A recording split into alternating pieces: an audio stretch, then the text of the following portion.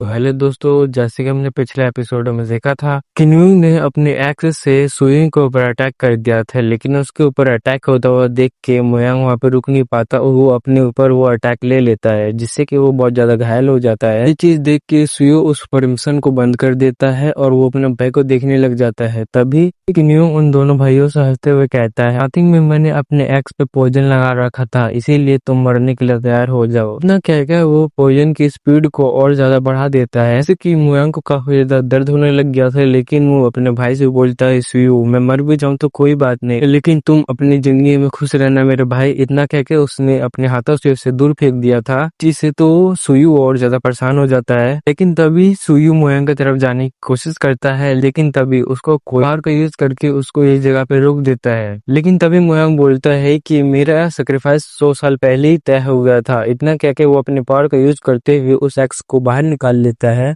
Poison लगा हुआ था। और साथ ही में मोयांग ने अपनी स्वॉर्ड को भी बाहर निकाल लिया था और उससे बर्निंग स्वॉर्ड टेक्निक का यूज करते हुए न्यूंग का खिस्सा यहीं पे खत्म कर देता है। लेकिन वही इतने ज्यादा पावर यूज करने की वजह से मोयांग की भी हालत काफी ज्यादा खराब हो जाती है और वो ये बेहोश हो जाता है। और जब यूजो ये सब देखती है तो वो उस जगह पे काफी ज्यादा उसका सर दर्द करने लग जाता है और उसको हिवन की मेमोरीज याद आने लग जाती है, जिस जगह पे छोटी वाली हिवन अपनी मदर के लिए रो रही थी। और वहीं इस जगह पे यूजिया को उन दोनों भाई के अंदर अपनी मदर दिखाई दे रही थी, जिस चीज को देख के वो काफी ज्यादा परेशान हो रही होती है। और साथ ही में उसने मोयांग और उसके भाई के ऊपर अपना रूट्स को चारों ओर से कवर कर दिया था, जिससे कि उसको कोई अटैक न लग पाए। लेकिन तभी वो दोनों उस ट्रेजर का यूज करते हुए उस रूट्स को तोड़ते हुए बाहर आ जाते हैं। वही उन दोनों भाइयों ने उस आर्टिफैक्ट में अपनी सारी एनर्जी डाल दी होती है, जिस वजह से वो आर्टिफैक्ट पूरी तरीके से चार्ज हो चुका होता है, जिस वजह से वो सीधा जाके यूजिया के सिर में घुस जाता है। और तभी हम देख पाते हैं कि यूजिया के अंदर से काफी ज्यादा खतरनाक एनर्जी बाहर निकल रही है और ये एनर्जी इतनी ज्यादा खतरनाक होती है कि पूरे के पूरे मून विलेज को ही अपने चपेट में ले लेती है। लेकिन तभी जो मिस कैसी के पास फेरी पल था वो अपने यहाँ पे उड़ते हुए यूजिया के पास में आ जाता है, जिससे तो यूजिया की पावर और ज्यादा मैक्स हो जाती है। और हम देख पाते हैं कि उसके शरीर पे काफी सारे पैटर्न्स बनने लगे थे, जिससे कि उसको बहुत ज्यादा खतरनाक पावर मिल जाती है। अब इस पावर का यूज करते हुए उस जगह पे वो एक बैरियर बना देती है। अब मोयन और उसके भाई ने डिसाइड कर लिया था कि अब हम अपनी सारी लाइफ एनर्जी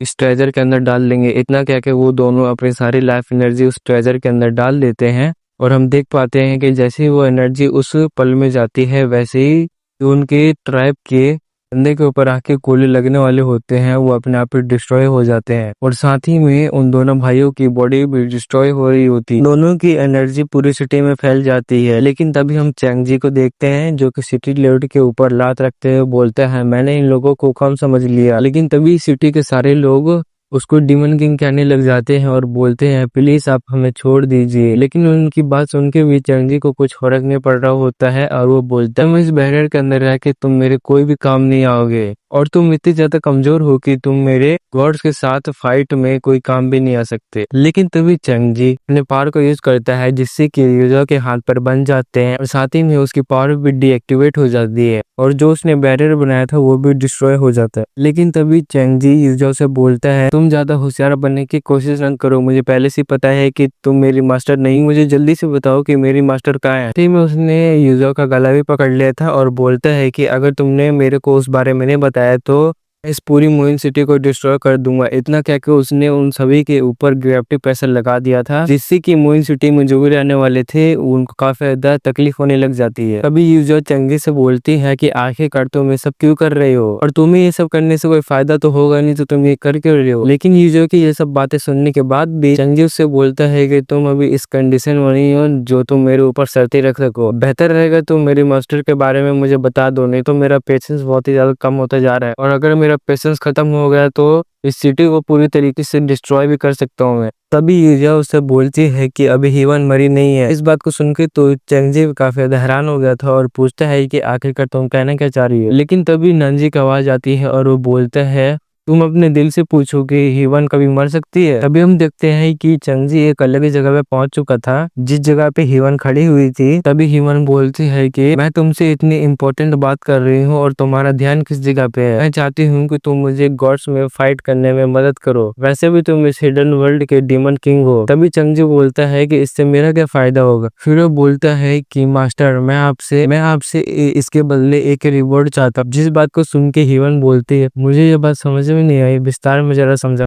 तभी चंगजी बोलता है कि जैसे ही डेमन क्लैन पूरे तरह से स्थापित हो जाए, तब मैं अपनी फैमिली बनाना चाहता हूँ। जैसा कि आप जानते ही हो कि इस पूरी जगह पे आप ही राज करती हो। अगर मैं इसको दूसरे शब्दों में कहूँ तो आप मेरी ह्यूमन क्वीन हो, मैं आपसे ही शादी करना चाहता हूँ। इस बात को सुन के हीवन बड़े प्यार से बोलती है, इसका मतलब तुम मेरी बहुत ज्यादा केयर करते हो। इस मौके का फायदा उठाते हुए चंगजी हीवन को अपने बाहों में ले लेता है। मैं सच में तुमसे बहुत ज्यादा प्यार करता हूँ, मैं तुमसे ही शादी करना चाहता हूँ। उसके साथ तो इतना कह के उसने अपनी गोल्डन सील को भी बाहर निकाल दिया था। उस गोल्डन सील को लेने के बाद हीवन बोलती है कि जैसी तुम्हारी इच्छा वैसी हो। लेकिन तभी बेचारे का सपना टूट जाता है। फिर उसे पता चलता है कि ये तो बस मेरा सपना।